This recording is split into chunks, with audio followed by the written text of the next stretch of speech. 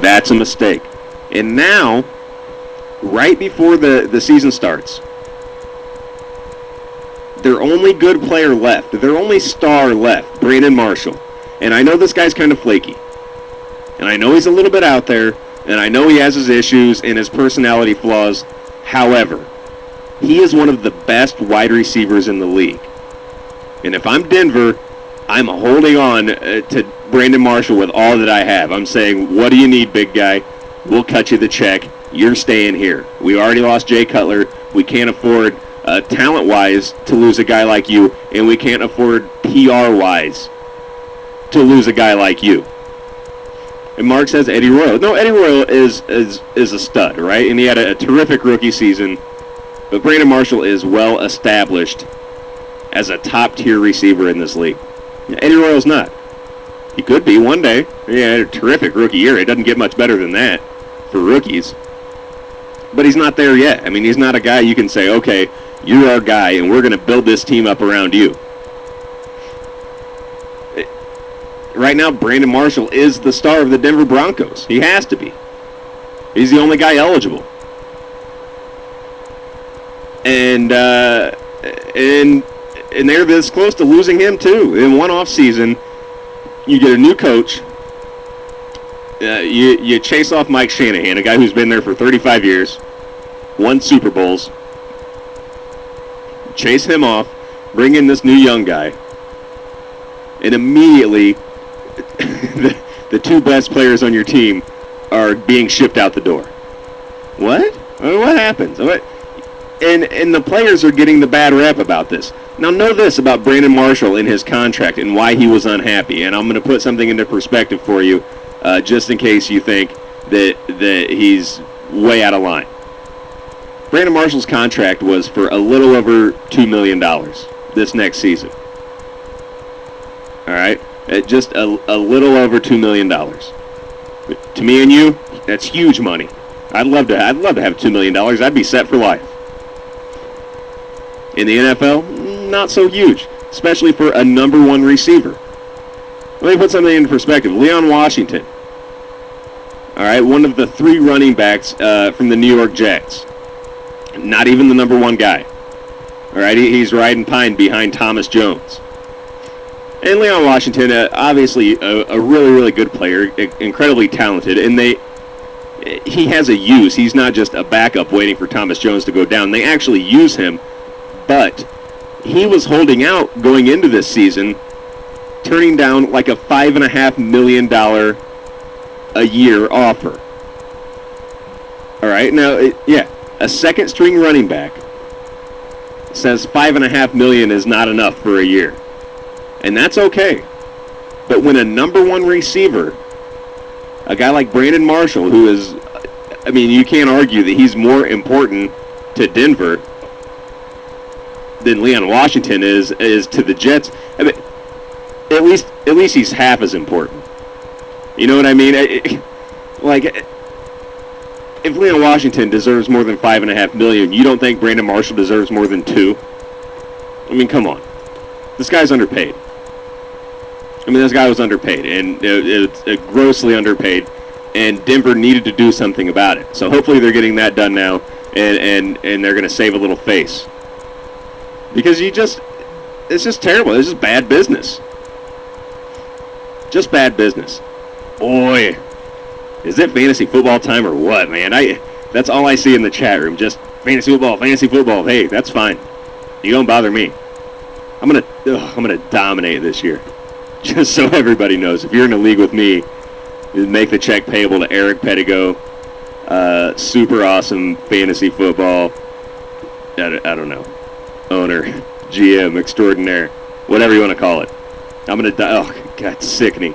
Had a couple of drafts, and I nailed it. I got everybody I was after. It's over. It's over. I mean, it's like I don't even need to adjust my lineups. I can just wait till the end of the season now and collect. Listen. I got, in my main league, and I'm just going to throw this out there, I got Matt Schaub as my starting quarterback. Kind of scary. I know he's incredibly injury-prone, but I backed him up with Matt Castle, who's also injured, but still. And I also have Joe Flacco as my third string, who I really like. He might be my starter by the time it's over. Running backs, Michael Turner, Pierre Thomas, Beanie Wells, Leon Washington. Somebody else, too, I think, like Maurice Morris down the line. But still, those four I really, really like. Wide receivers, Greg Jennings, Vincent Jackson, Lavernius Coles. Yeah, I know, it's kind of a drop-off after Vincent Jackson. Kevin Walter, really nice. And some more people, I don't know.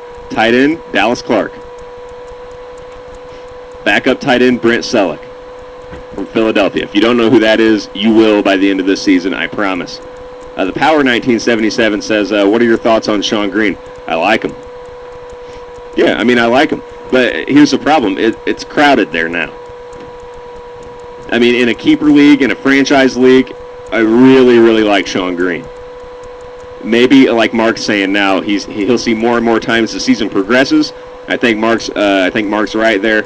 I think towards the second half of the season, he'll actually be irrelevant in the fantasy scheme of things. But next season, the Power, starter next year. Absolutely. That's what I think. Thomas Jones is, 31? And coming off a career season. There's no way he can match those numbers.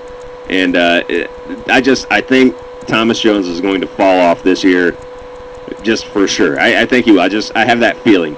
Anybody 31, I just don't see a lot of time left. And they drafted Sean Green to come in and be their guy. And Leon Washington will still get touches, Mark. You're totally right. It'll be a committee situation even when Sean Green takes over as the starter. And Leon Washington will still get touches. He'll still return kicks. He's still going to catch a lot of balls. He will be the primary receiving running back. Mike Pendleton, my good friend Mike, says, can somebody name some deep wide receiver sleepers? Oh, man. How deep? What are you talking about? How deep? I mean, there's, you know who I like? Okay, yeah, Mark says Troy Williamson. Yeah, Mike Sims Walker from Jacksonville. Is that right? Jacksonville? The Power, yeah. Those are good guys. Those are good guys. Chris Henry, Cincinnati, I think, is another one.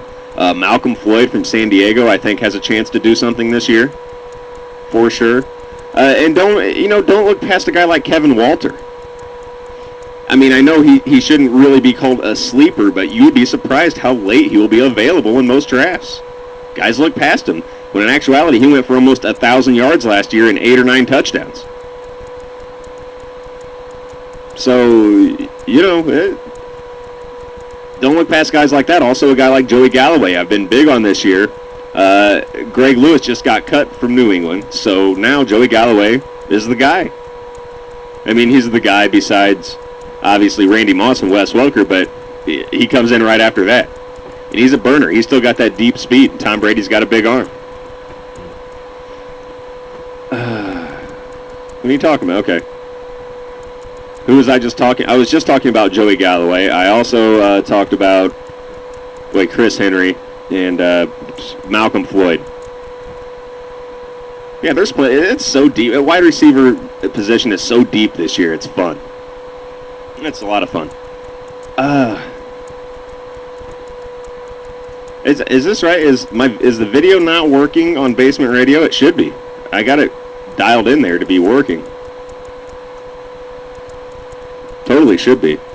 Yeah, if you guys aren't getting video, I apologize. You're missing out. I look great tonight. I mean, I totally apologize. Yeah, if you're watching me on the Eric Pedigo, if you're watching me on ericpedigo.com, you can totally see me easy. Or just on Ustream, if you're watching me through Ustream. You got me for sure. But I simulcast on basementradio.net. And like I said, there's some sort of trouble. It took me a long time to get signed on here, so